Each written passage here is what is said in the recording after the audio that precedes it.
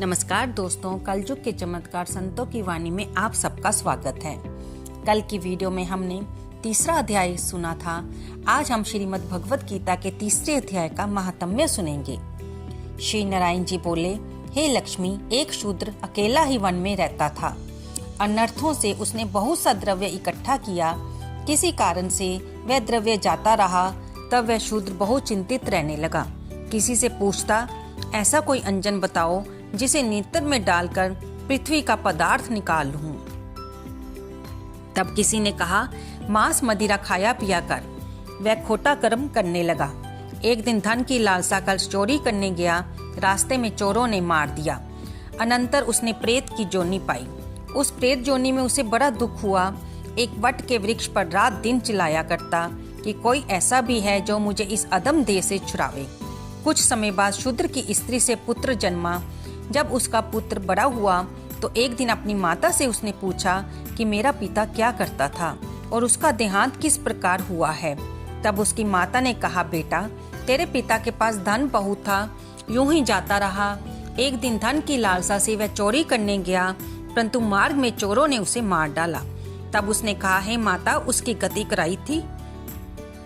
तब माता ने कहा, नहीं।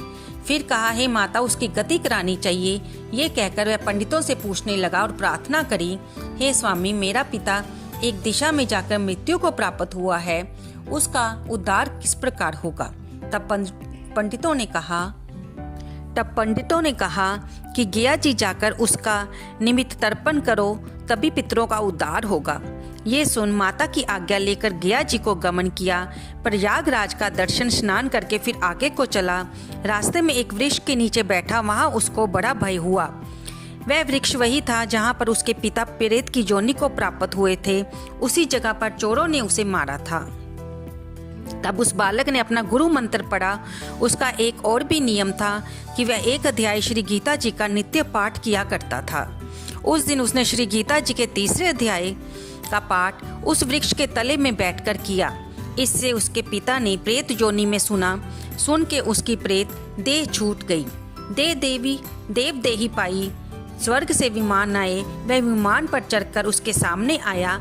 आकर आशीर्वाद दिया और कहा, हे पुत्र, मैं तेरा पिता हूँ जो मरकर प्रेत हुआ था। इस तेरे पाठ करने से मेरी ये देव देही हुई। अब मेरा उद्धार हुआ है।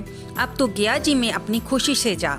इतना सुनकर पुत्र ने कहा, हे पिताजी, कुछ और आज्ञा करो जो मैं आपकी सेवा करूं। तब उस देव देवी ने कहा, देख, मेरी 7 पीढ़ियां पितृ नरक में पड़ी हैं, बड़े दुखी हैं। अब तू श्री गीता के तीसरे अध्याय का पाठ करके उनको इस दुख से मुक्ति प्रदान कर। इतना वचन कहकर वह देव देही स्वर्ग को गई।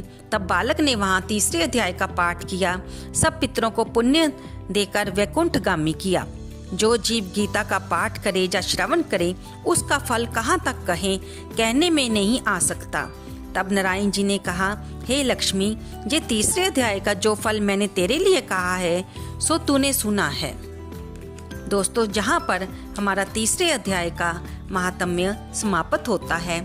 आपको ये कैसा लगा? कृपया इसे लाइक करें, शेयर करें और कमेंट करें। दोस्तों, आप देखते तो हो लेकिन लाइक करना भूल जाते हो। आपका एक लाइक और सब्सक्राइब हमें मोटिवेशन देता है। ये सब हमारे पुराणों की ही लिखी हुई बातें हैं जो हम आप तक पहुंचाते हैं। हमारा इन वीडियो के जरिए हमारा उद्देश्य तो हमारी आने वाली पीढ़ी को, जो कि अपने धर्म से दूर होती जा रही है, उनको अपने धर्म के पास लाना है। उनको धार्मिक उपदेशों के बारे में, पुराणों के बारे में, कथा कहानियों के बारे में बताना है। धन्यवाद दोस्तों।